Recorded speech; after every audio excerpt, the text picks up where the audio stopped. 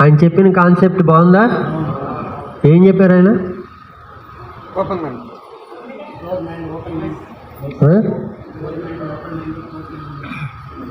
పువ్వు గురించి చెప్పారా? ఆయన చెయ్యిలా చూపిస్తున్నారు. ఒక్కొక్కళ్ళు ఒక్కొక్క పాయింట్ చెప్పండి, అన్నీ ఒకళ్ళే చెప్పద్దు. ఓపెన్ మైండ్ గురించి చెప్పారు. ఇంకా క్లోజ్డ్ మైండ్ గురించి చెప్పారు. ఇంకా ఫిక్స్డ్ మైండ్ గురించి చెప్పారు. ఇంకా న్యూట్రల్ మైండ్. ఇంకా పొద్దు నుంచి ఈ 4 చెప్పింది, అంతేనా?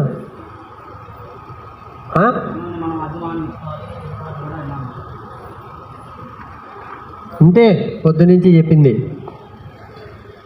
శరీరం గురించి చెప్పారు, మనసు గురించి చెప్పారు, బుద్ధి గురించి చెప్పారు, అవునా? ఆత్మ గురించి చెప్పారు, ఆ పరమాత్మ గురించి చెప్పారు. చెప్పారా లేదా? మరి గట్టి క్లాస్ కొట్టండి రాము గారికి.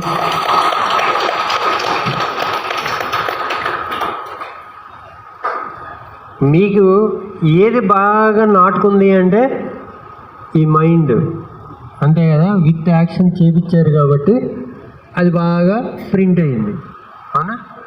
సో అందుకే ఈరోజు పిల్లలకి చదువులు యాక్టివిటీతో చెప్తున్నారు.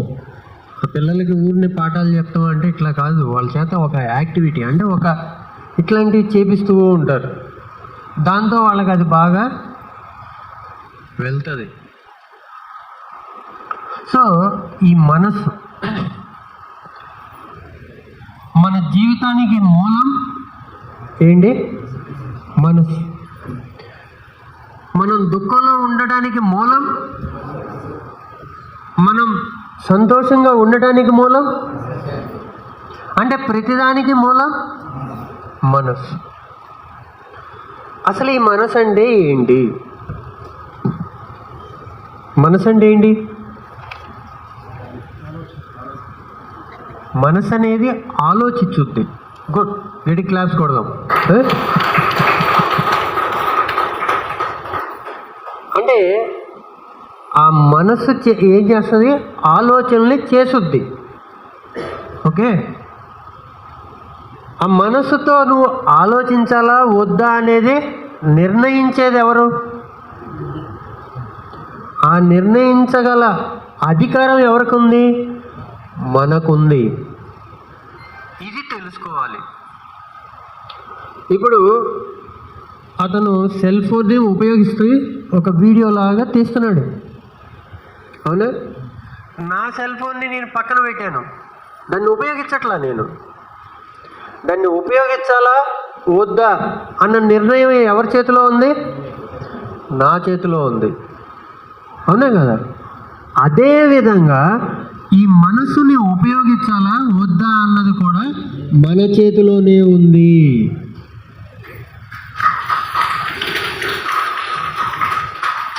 మనసు అనేది మన మీద పెత్తనం చేయదు.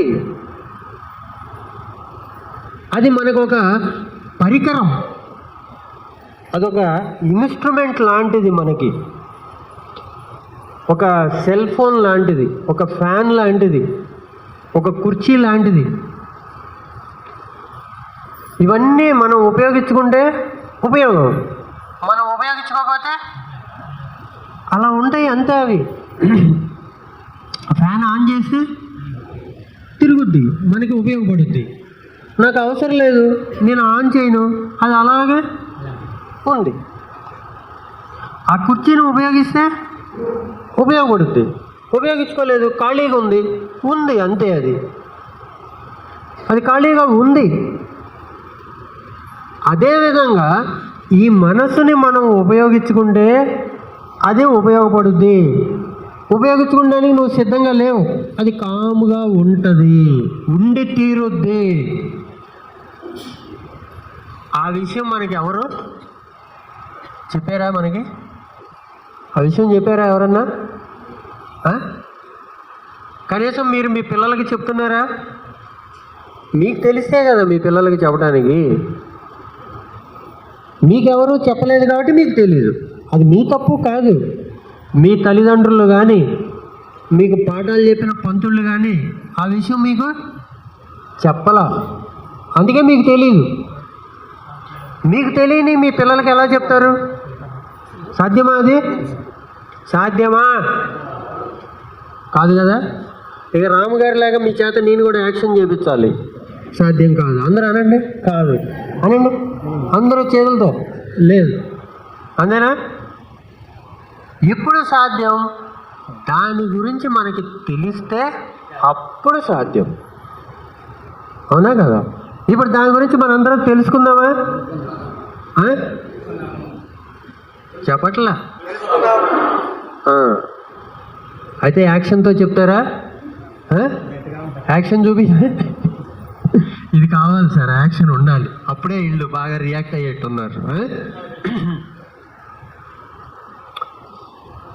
సో ఆ మనస్సు అనేది ఒక పరికరము. అందరి దగ్గర ఫోన్లు ఉన్నాయా? చూపించండి ఫోన్లు. మనసు అంటే ఏంటి? చూపించండి, ఎవరి దగ్గర ఫోన్లు ఉన్నాయో చూపించాలి. ఒక పరికరం. ఆ మనసు ఎవరి చేతిలో ఉంది?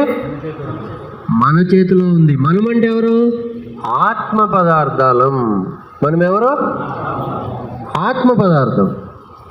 ఈ ఆత్మకి ఈ శరీరం ఉంది. ఇప్పుడు ఆత్మకి శరీరం ఏంటి? ఆత్మకి శరీరం ఇది కూడా ఒక పరికరమే. ఆత్మకి శరీరం అనేది ఒక పరికరం అథవా ఒక ఇల్లు లాంటిది. ఆత్మకి ఈ శరీరం ఒక ఇల్లు, అద్దె ఇంటి లాంటిది. ఇది ఈ ఊరు వచ్చాం, ఈ ఊళ్ళో పని ఉన్నన్ని రోజులు ఒక ఇల్లు తీసుకొని ఉంటాం. ఇక్కడ పని అయిపోయింది, ఇల్లు ఖాళీ చేసి వెళ్ళిపోతాం, అంతే కదా. అదేవిధంగా వచ్చాం ఈ శరీరంలోకి, ఇక్కడ పని అయిపోగానే శరీరం వదిలేసి వెళ్ళిపోతాం. ఏం చేస్తాం? వెళ్ళిపోతాం. చెప్పండి అందరూ, వెళ్ళిపోతాం. క్లాస్ కొట్టమల్లా నేను ఇట్లా చూపించమన్నా, చూపించండి అందరూ. వెళ్ళి వెళ్ళి వెళ్ళి వెళ్ళి అమ్మ ఆమె నిద్ర మొత్తం వదిలింది. వదిలిందా నిద్ర మొత్తం? వదలలేదా? మళ్ళీ చూపించండి అయితే. వెళ్ళి వెళ్ళి వెళ్ళి. అబ్బే అసలు యాక్షన్ చేయట్లా. పోవాలని లేదా? ఇక్కడే ఉండిపోవాలని ఉందా ఏంటి? ఎవరైతే పోవాలనుకున్నారో వెళ్ళి వాళ్ళందరూ చూపించండి. వెళ్ళి వెళ్ళి వెళ్ళి. మీరు వెళ్ళరు అయితే ఇక్కడే ఉంటారు, పిశాచమై దెయ్యంలాగా ఇక్కడే తిరుగుతారు. ఎవరైతే చూపించలేదో దెయ్యాలయ్యి ఇక్కడిక్కడే తిరుగుతుంటారు. అంటే మీరు వెళ్ళడానికి సిద్ధంగా లేరు కాబట్టి ఇక్కడిక్కడే తిరుగుతూ ఉంటారు. అట్లా శరీరం లేకుండా పైకి వెళ్ళడానికి ఇష్టం లేకుండా ఇక్కడిక్కడే తిరిగే వాళ్ళనే దెయ్యాలు అంటారు. అవంటే మళ్ళీ భయం. ఎందుకంత భయం? ఎందుకంత భయం?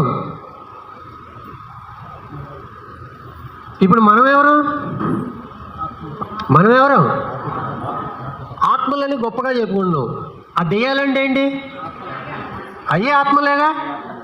మరి అవంటే భయం ఉంటే నువ్వంటే నీకు భయం ఉండాలి. నువ్వంటే నీకు భయమా? భయం ఉందా మీరంటే మీకు? మరి అవంటే ఎందుకు భయం? ఆ పేరు ఎత్తితే చాలు గసగస వణుకొచ్చేస్తుంది లోపల. ఎవరయ్యా దెయ్యాలు అంటే ఇట్లా పైకి వెళ్తానికి ఇష్టం లేకుండా నా ఇల్లు నాది నాది అని పట్టు కూర్చున్న వాళ్ళు ఇక్కడే ఉంటారు. అందుకే మన పని అయిపోగానే మనం ఏం చేయాలి? వెళ్ళిపోవాలి. అబ్బా ఇక్కడ దాకా వచ్చాను, ఈ ఊరు భలే ఉందండి, ఈ ఊరు బాగుంది, నేను ఇక్కడే ఉండిపోతానని కూర్చుంటే ఎలాగా? అందుకే వచ్చాము, వెళ్ళిపోవాలి. ఆయారాం గయా రామ్, అట్లా ఉండాలి. సో ఇప్పుడు వెళ్తానికి మరి అందరూ సిద్ధమేనా? నాకు దెయ్యాలాగా ఇక్కడే ఉంటారా? వెళ్తారా? ఇప్పుడు చెప్పండి అయితే మరి. వెళ్ళి వెళ్ళి వెళ్ళి వెళ్ళి గట్టిగా చెప్పాలి. వెళ్ళి వెళ్ళి వెళ్ళి అమ్మ లైన్లోకి వచ్చింది మేడం.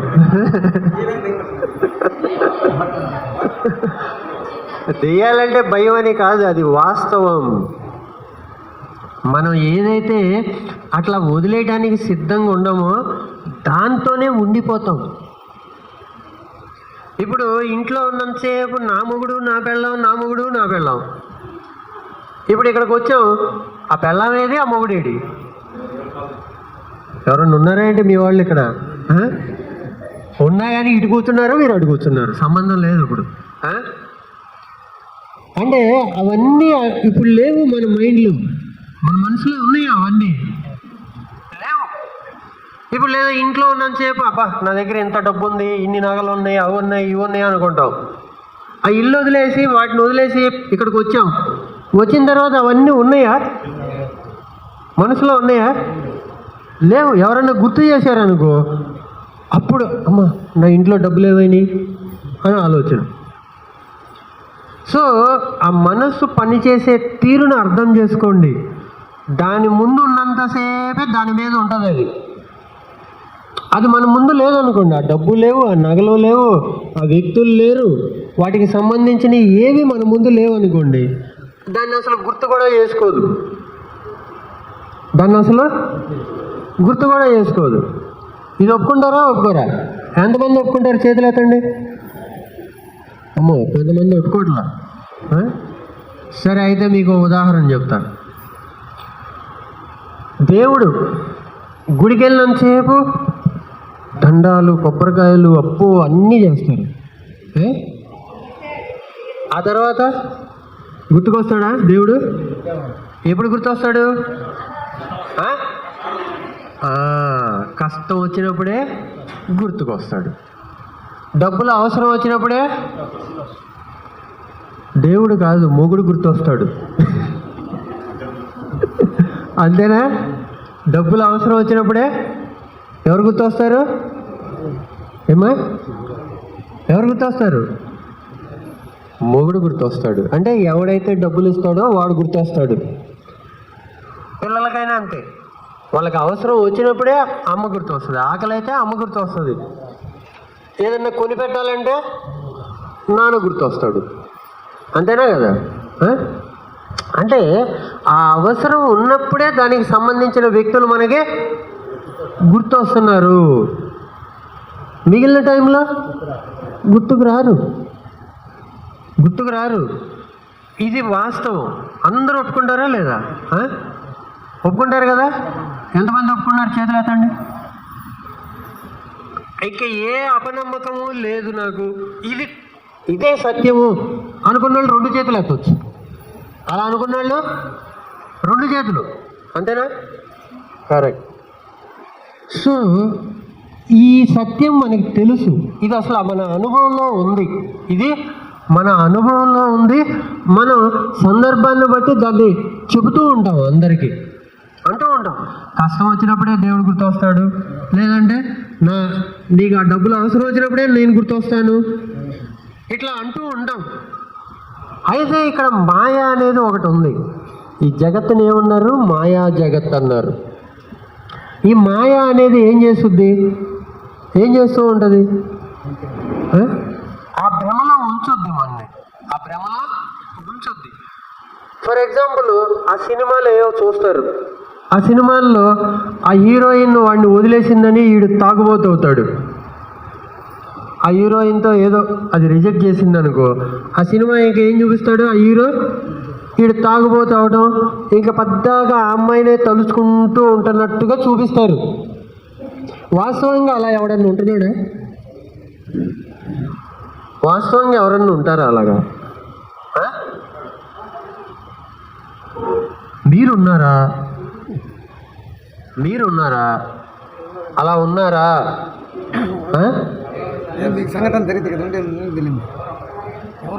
సరే, మనమైతే లేము అలా.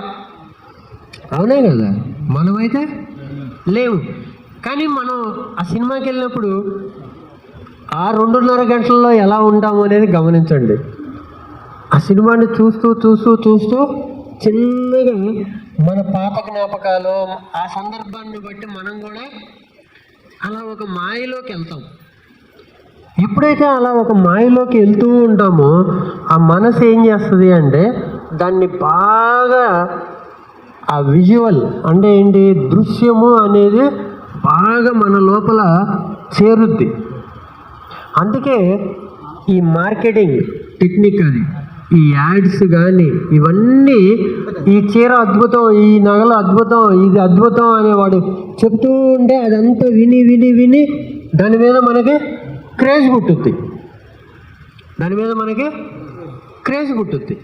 అసలు దాని గురించి తెలియనప్పుడు అది ఏంటో మీకు తెలుసా? ఏమీ తెలియదు దాని గురించి, అవునా కదా? అప్పుడు ప్రశాంతంగా ఉన్నాం, అప్పుడు మన లోపల దాని మీద కోరిక కూడా లేదు, అది కొనుక్కోవాలి అన్న ఆలోచన కూడా మనలో లేదు. మరి ఈ ఆలోచన ఎక్కడి నుంచి వచ్చింది? అలా అలా అది చూసి చూసి అది వాడు చెప్పేది విని విని విని చివరికి ఆ మాయలో పడిపోతాం మనం. అర్థమైందా? అది మనసు పనిచేసే తీరు. అయితే ఆ మనసుని ఆ మాయలో కంటిన్యూ అవ్వటమా లేక దాని నుంచి బయటికి రావటమా, అది మళ్ళీ ఎవరి చేతిలో ఉంది? మన చేతిలోనే ఉంది. మన ఇష్టం మీద ఆధారపడి ఉంటుంది, మన మీద అది ఆధారపడి ఉంటుంది.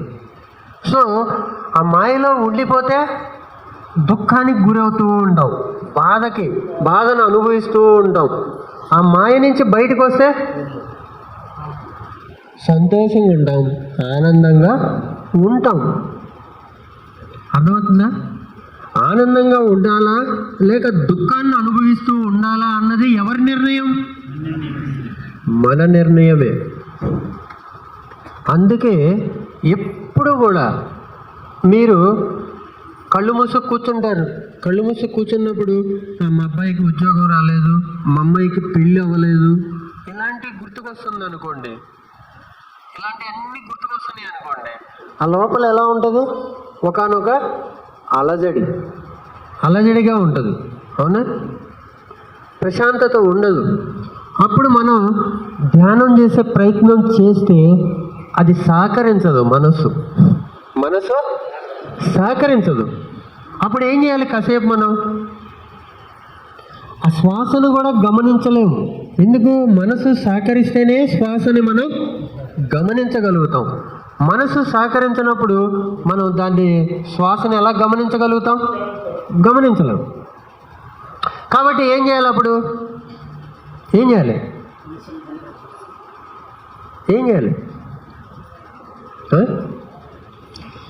సింపుల్, చాలా సులభమైంది. ఏంటి అంటే ఆ మనసుకి మీరు ఎరుకతో చెబుతూ ఉండాలి, ఆ ఎరుకలో ఉండాలి. నేను వాటిని గుర్తు తెచ్చుకొని ఇంకా అలజడికి గురవుతూ ఉన్నాను, చాలా అలజడితో ఉంటున్నాను, అలజడిగా ఉంది లోపల అని ఎరుకలో ఉండి మీతో మీరు ఆ మనసును ఉపయోగించి ఒకే ఒక్క పదం, ఏంటది? ప్రశాంతత. ఆ సందర్భంలో మనం గుర్తు తెచ్చుకోవాల్సింది ఏంటి? ఎరుకతో ప్రశాంతత. చెప్పండి అందరూ, ప్రశాంతత, ప్రశాంతత, ప్రశాంతత. ఏదో దాన్ని పెద్ద సంకల్పాల్లో కూడా ఏమి చేయక్కర్లా, ఆ పదాన్ని గుర్తు తెచ్చుకుంటే చాలు. అది కూడా చేయలేమా మనం? ఒక్క పదాన్ని గుర్తు తెచ్చుకోలేమా? అది గుర్తు తెచ్చుకోవడానికి కూడా ఎరుక అనేది అవసరము. ఏం అవసరం? ఎరుక. అది కూడా లేదనుకోండి, అరే నాకు తెలుసు ఇలాంటి బాగా అలజడిగా ఉంది, లోపల బాధగా ఉంది, చాలా ఇబ్బందిగా ఉంది అనుకుంటున్నాను. అలాంటి సందర్భంలో హైదరాబాద్ నుంచి మాస్టర్లు వచ్చారు, వాళ్ళు చాలా సులభంగా చెప్పారు. ఏమని చెప్పారు? అలాంటి ఉన్న పరిస్థితుల్లో ప్రశాంతత అనే దాన్ని గుర్తు తెచ్చుకో అని చెప్పారు. అది కూడా మీరు చేయలేరు. కావాలంటే నోట్ చేసి పెట్టుకోండి, అది కూడా చేయలేరు. అదే మాయ, అదే మాయ. అట్లా ఆ మాయ ఏం చేస్తుంది? అసలు అది గుర్తుకు రానివ్వదు. అందుకే మీరు ఏం చేయాలి? అందరూ అంటారు, అబ్బా రామ రామ రామ అని రాముడిని తలుచుకుంటారు. రామ రామ రామ అంటే ఎవరినో రా రా రా రా అని పిలుస్తున్నట్టు. ఎవడొస్తాడు? ఎవడొస్తాడు? ఎవడో రావాలి. కానీ ఎవరి అవసరమూ లేకుండా ఒక్క మాటని మీకు మీరు గుర్తు తెచ్చుకుంటే అది అద్భుతమైన శక్తిని క్రియేట్ చేస్తుంది. మన ఆత్మశక్తి అది. మనలో అనంతమైన శక్తి ఉంది. మన శక్తిని అది జాగృతం చేసుద్ది. మన శక్తిని అది నిద్ర లేపుద్ది. ఆయా సందర్భానికి తగ్గట్టుగా ఆ ఒక్క పదాన్ని పదే పదే పదే పదే చెప్పుకుంటూ ఉండాలి. మనసు ప్రశాంతంగా లేదు, అలజడిగా ఉంది. అలజడిగా ఉంటే మీరేదో రామ రామ రామ రామ అని భజన చేస్తే ఎవడో వచ్చి ఏదో ఇవ్వాలి మీకు. ఎవడో వచ్చి ఏదో ఇవ్వాలి. ఆ అవసరమే లేదు. మనలోనే ఆ శక్తి ఉంది. మనం ఎవరు? మనం అనంతమైన శక్తి సామర్థ్యాలు కలిగి ఉన్న ఆత్మ పదార్థాలం. మన ఆత్మశక్తి అనంతం. అది నిద్రపోతూ ఉంది. దాన్ని జాగృతం చేయాలి. ఎలా చేయొచ్చు మనం? ఆ సందర్భాన్ని బట్టి దానికి సంబంధించిన దైవికమైన పదము, దైవిక వాక్యాలు అంటారు. దైవిక వాక్యాలు అంటే ఏంటి? పాజిటివ్ అఫర్మేషన్స్, ఉన్నతమైన మాటలు. అక్కడ నువ్వు అలజడిగా ఉన్నావు, ప్రశాంతంగా లేవు. నీకు కావాల్సింది ఏంటి? అక్కడ ఏం కావాలి? మనకి ప్రశాంతత కావాలి. కరెక్టా? సో అప్పుడు మనం ఏమని చెప్పుకోవాలి? ప్రశాంతత. ప్రశాంతత లేదు. ఇంకా చెప్పుకోవాలి అనిపిస్తే ప్రశాంతంగా ఉన్నాను, ప్రశాంతంగా ఉన్నాను, ప్రశాంతంగా ఉన్నాను అనుకుంటూ ఉండండి. పదే పదే మీకు మీరు చెప్పుకుంటూ ఉండండి.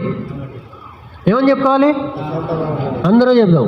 ప్రశాంతంగా ఉన్నాను. మళ్ళీ చెప్పండి. ప్రశాంతంగా ఉన్నాను, ప్రశాంతంగా ఉన్నాను, ప్రశాంతంగా ఉన్నాను. కావాలంటే విత్ యాక్షన్ చూద్దాం. అలజడిగా ఉంటే ఇలా ఉంటాం, ప్రశాంతంగా ఉంటే ఇలా ఉంటాం. అవునా? ప్రశాంతంగా ఉన్నాను. చెప్పండి. ప్రశాంతంగా ఉన్నాను. చెప్పట్లా? వద్దా మీకు ప్రశాంతత? ప్రశాంతంగా ఉన్నాను, ప్రశాంతంగా ఉన్నాను. బే అక్కర్లేదు మీకు. అయితే వేరే టాపిక్లోకి వెళ్దాం. కావాలా? మరి చెప్పట్లా అందరూ? ప్రశాంతంగా ఉన్నాను. ఆ చెప్పేది కూడా ఆ ఫీలింగ్తో చెప్పాలి. ప్రశాంతంగా ఉన్నాను, ప్రశాంతంగా ఉన్నాను, ప్రశాంతంగా ఉన్నాను. నిదానంగా స్లోగా వెళ్ళాలి. ప్రశాంతంగా ఉన్నాను, ప్రశాంతంగా రాదది. అట్లా రాదది. ఎలా వస్తుంది? ప్రశాంతంగా ఉన్నాను. పిల్లలకి చెప్పేటప్పుడు కూడా ప్రశాంతంగా ఉండరా అనాలి. అది చెప్పడం కూడా ఎలా చెప్పాలి? ప్రశాంతంగా చెప్పాలి. మనం ప్రశాంతంగా ఉండవా, ప్రశాంతంగా ఉండవా, కోపంగా చెప్పకూడదు. అది ఎట్లా చెప్పాలి? ప్రశాంతంగా ఉండు, ప్రశాంతంగా ఉండు, ప్రశాంతంగా ఉండు, ప్రశాంతంగా ఉండు. అట్లా చెప్పాలి. అర్థమైందా? సో మనతో మనం చెప్పుకునేటప్పుడు కూడా విసుగ్గా చెప్పుకోకూడదు. ఏది కూడా కోపంగా ఉన్నాం, అలజడిగా ఉన్నాం, ప్రశాంతం ప్రశాంతం ప్రశాంతం అనుకోకూడదు. వెంటనే ఆ ఎరుకలో ఉండి ఓకే రిలాక్స్, ప్రశాంతంగా ఉన్నాను, ప్రశాంతంగా ఉన్నాను, ప్రశాంతంగా ఉన్నాను, ఇలా చెప్పుకుంటూ ఉండండి. అది మీలో ఉంటుంది. ఏది ఉంటుంది? ఆ ప్రశాంతత ఉంటుంది. మీకు ఆర్థిక ఇబ్బంది ఉంది, డబ్బులు ఇబ్బంది ఉన్నాయి, డబ్బులు కావాలి, డబ్బులు అవసరం ఉంది, డబ్బు అవసరం ఉంది, అవసరం ఉంది, అవసరం ఉంది అని దాన్ని తలుచుకుంటూ ఉండడం కాదు. ఆ అవసరం ఎలా తీరుద్దో తెలియక విలవిల్లాడుతున్నట్టు.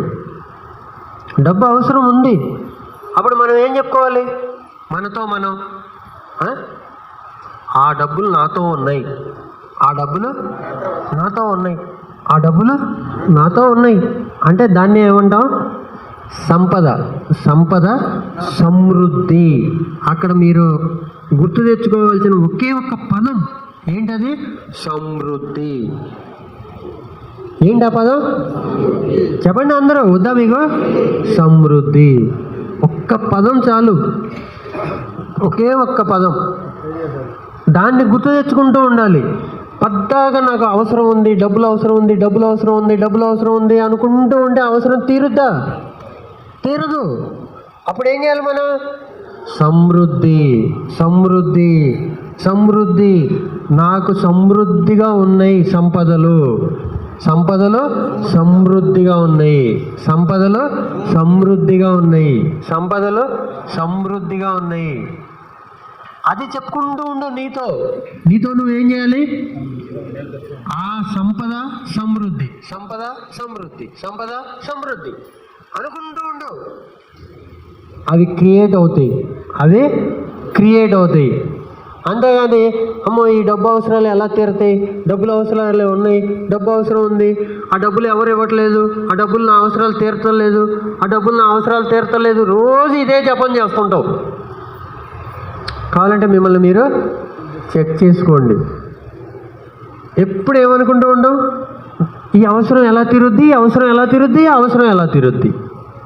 అంతేగాని అక్కడ మనం అనుకోవాల్సింది సమృద్ధి. నా అవసరాలకు మించింది సమృద్ధిగా నాతో ఉంది. ఎక్కడుంది సార్? నాకెక్కడది అర్హత? మీలాగా నేను చదువుకోలేదు.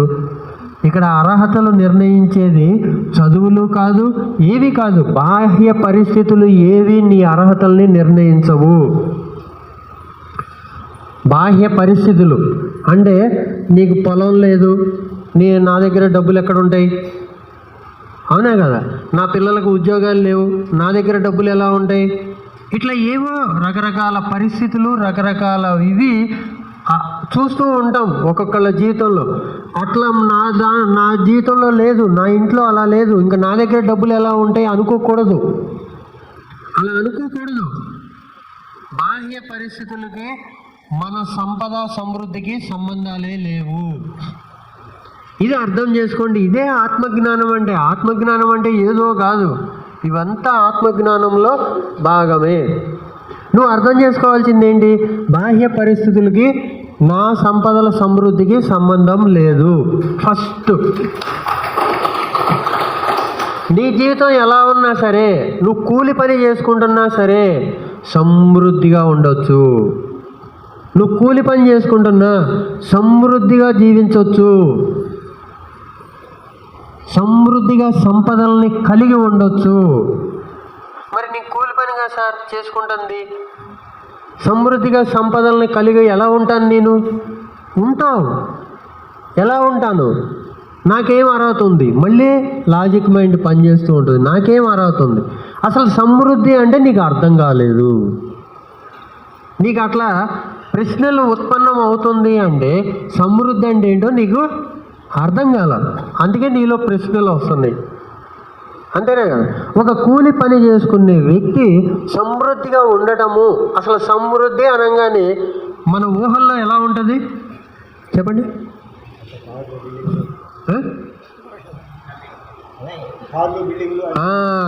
అయ్యి సమృద్ధి అంటే ఏంటి? కార్లు, బిల్డింగ్లు, కోట్లు, కోటీశ్వరుడు.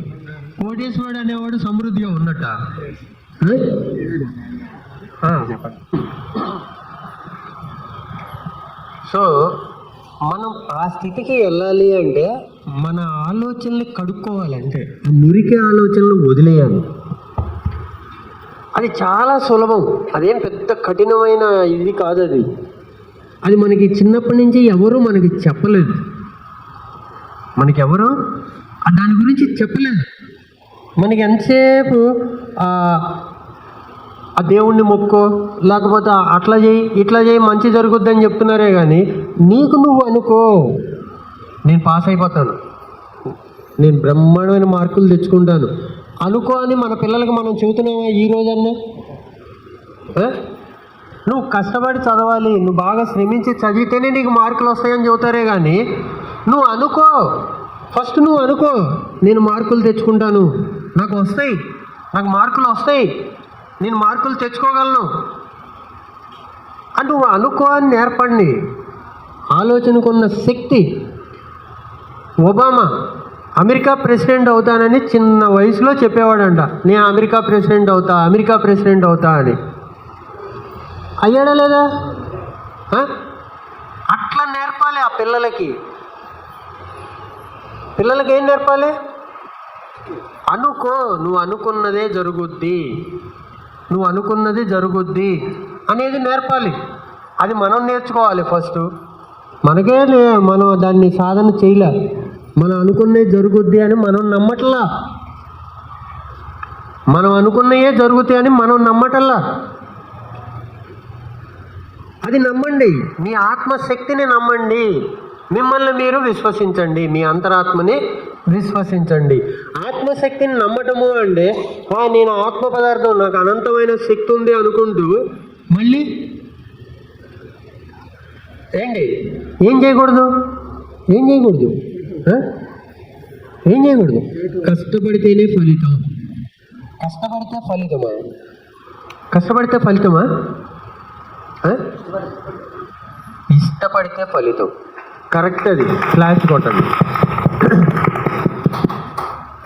పెద్దవాళ్ళు తెలియక చెప్పారు కష్టే ఫలి అని. కష్టంతోనే ఫలితం అని. ఇష్టంతో ఫలితాలు ఉంటాయి. ఇష్టంతో ఫలితాలు. నువ్వు అయిష్టతతో ఉండే దానికి తగ్గ ఫలితాలు ఉంటాయి. నువ్వు ఎదుటి వ్యక్తి పట్ల ఇష్టం లేదు నీకు, దానికి తగ్గ ఫలితం ఏంటి? అక్కడ ఎప్పుడు గొడవలు అవుతూ ఉంటాయి. ఆ వ్యక్తిని నువ్వు ఇష్టపడుతూ ఉండు, ఎప్పుడు ఆనందంగా ఉంటుంది. అర్థమైందా? కష్టంతో ఫలితం కాదు, ఇష్టంతో పని. మీరు ఇష్టంతో వంట చేయండి, రుచికరంగా ఉంటుంది. కష్టంతో వంట చేయండి, చండాలంగా ఉంటుంది. తిట్టినారా పక్కనోడికి?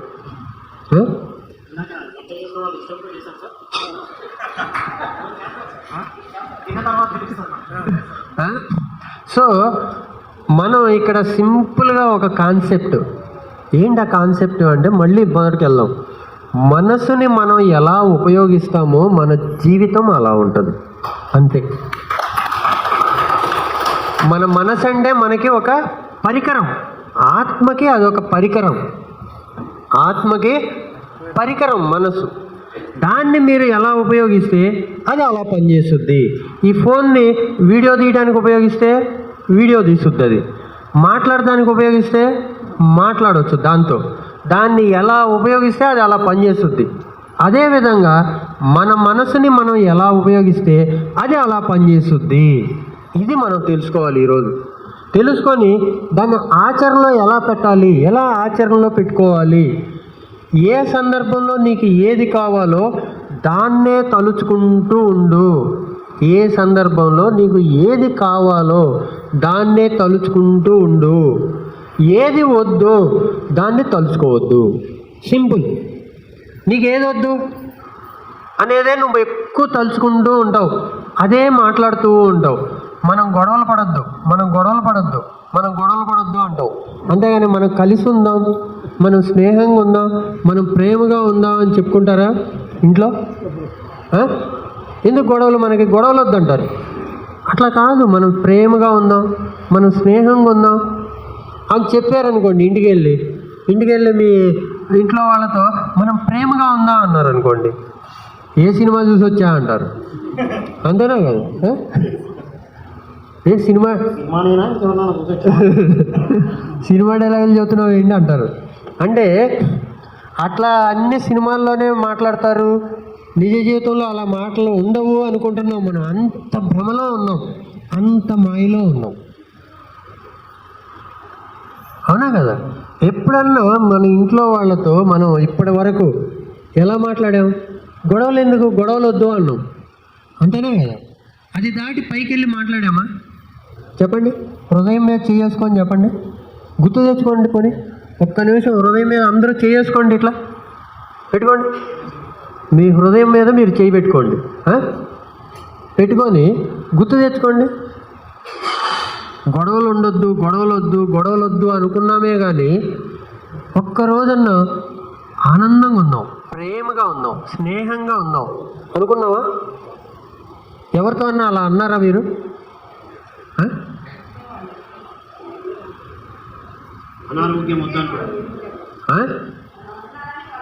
అసలు నువ్వు అన్నావా? మొదటి పాయింట్ అది. నువ్వు అన్నావా? ఎవరితో అన్నావు? ఏమని?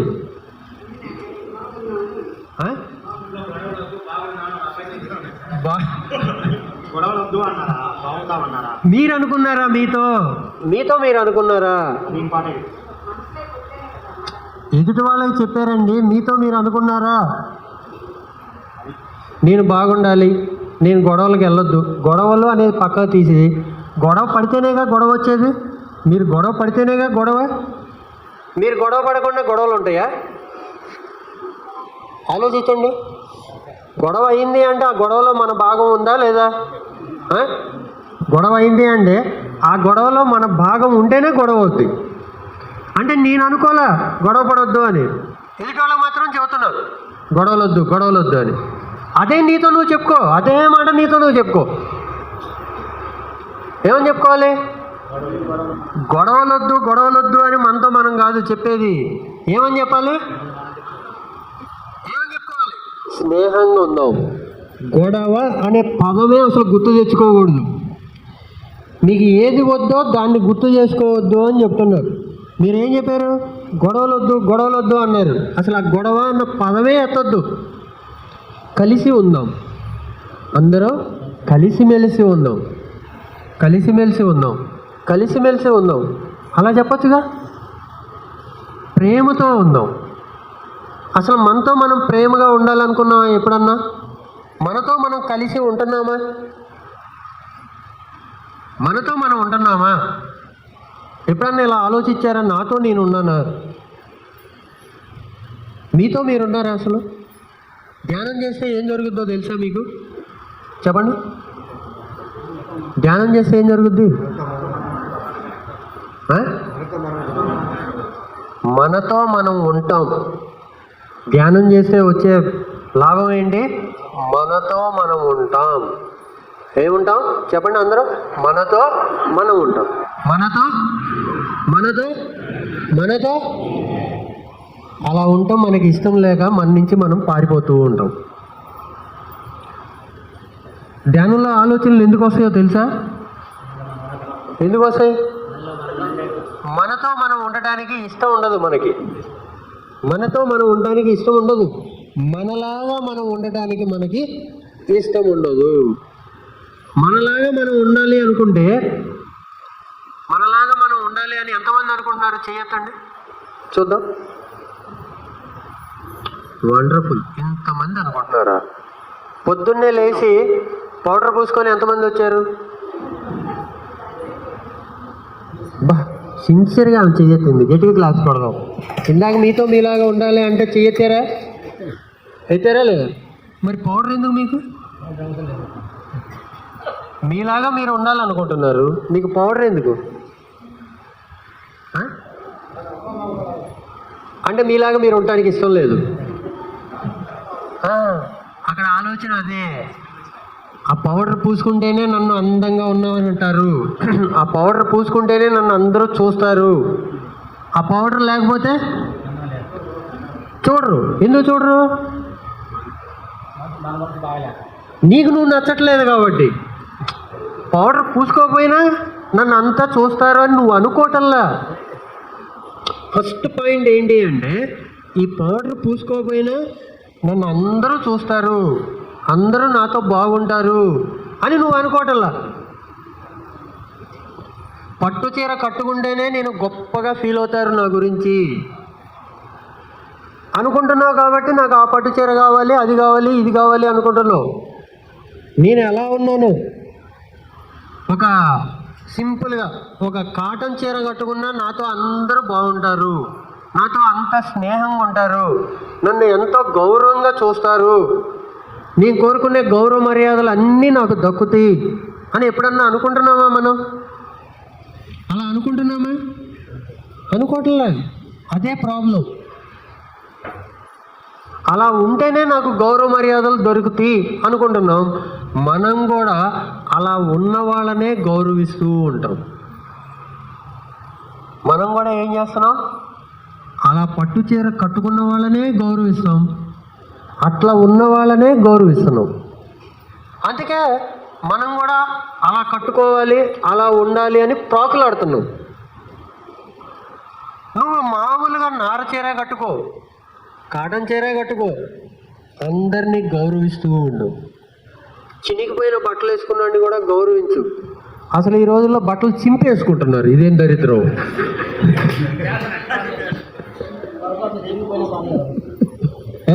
మంచిగా ఉన్న బట్టల్ని చింపేసి మరీ వేసుకుంటున్నారు.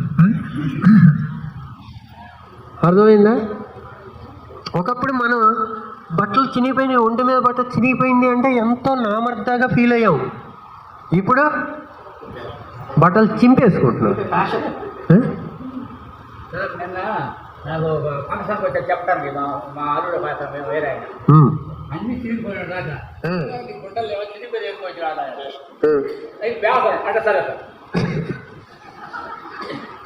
అట్లా తయారయ్యారు.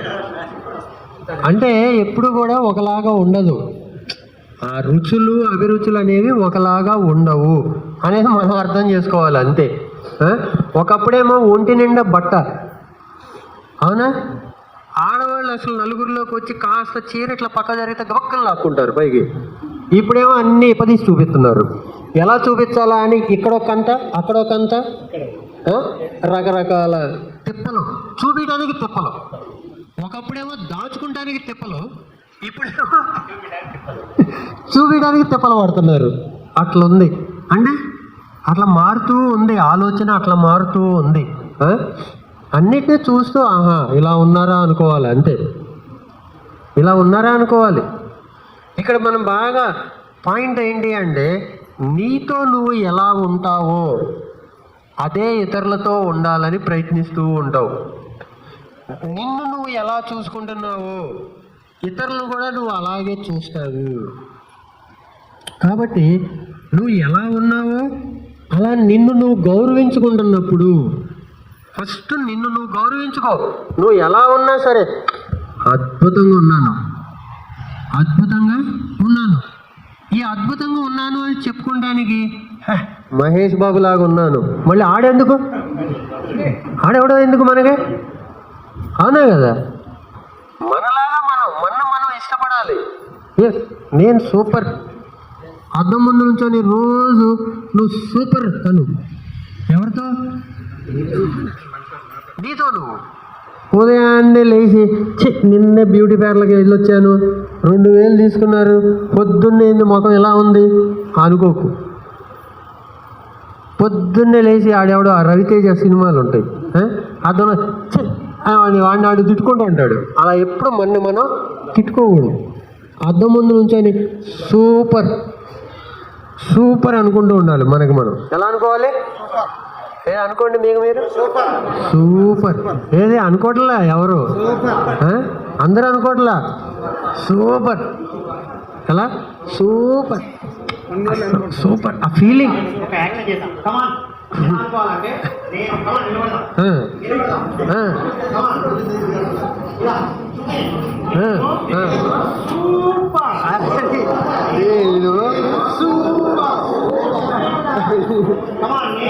నేను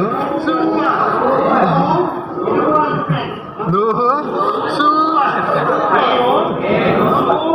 అంతే సూపర్, అందరూ సూపర్. నా భర్త సూపర్, నా పిల్లలు సూపర్, నా పిల్లల ఫ్రెండ్స్ సూపర్, మా అమ్మ మా నాన్న సూపర్, మా అమ్మ మా నాన్న నా తల్లిదండ్రులు సూపర్, నా తోడబుట్టిన వాళ్ళందరూ, అది నా వాళ్ళందరూ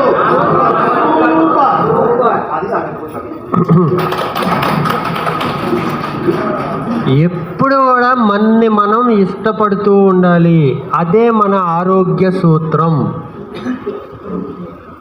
మన జీవితానికి సుఖాన్ని, ఆనందాన్ని, ఆరోగ్యాన్ని, ఐశ్వర్యాన్ని, మనకి ఏది కావాలో వాటన్నిటినీ తెచ్చిపెట్టేది ఏంటి? ఒకటే సూత్రం, మనని మనం ఇష్టపడటం. ఏంటి ఆ సూత్రం? మనల్ని మనం పెద్ద చెప్పండి అందరూ, మనని మనం ఇష్టపడాలి, మనని మనం ఇష్టపడాలి.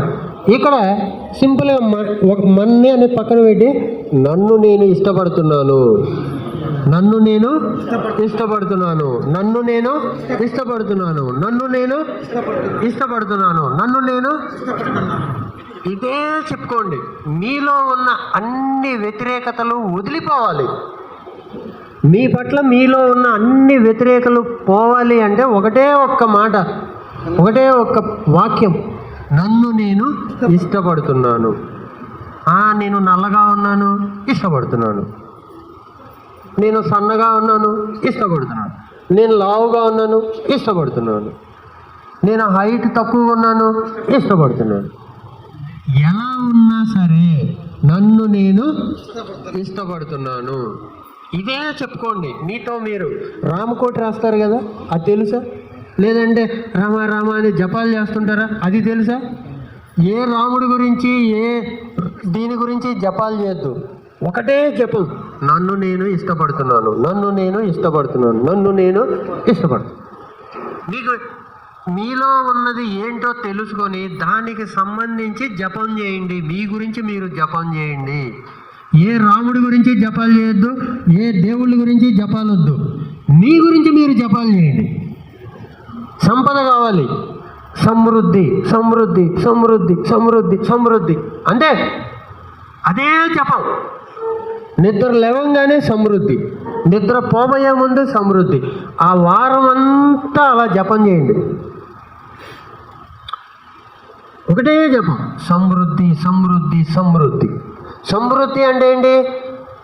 ఈ కోట్లు రావాలి, మేడలు కట్టాలి కాదు. అదేమన్నా మనం పొత్త తీసుకుపోతాం కదా, తీసుకుపోం కదా. ఇందాక రాము సార్ చెప్పారు, ఏమని చెప్పారు? మనకు ఉన్న దాని పట్ల కృతజ్ఞత, మనకి కావలసిన దాని పట్ల స్పష్టత. ఉన్నదాని పట్ల కృతజ్ఞత, కావలసిన దాని పట్ల స్పష్టత.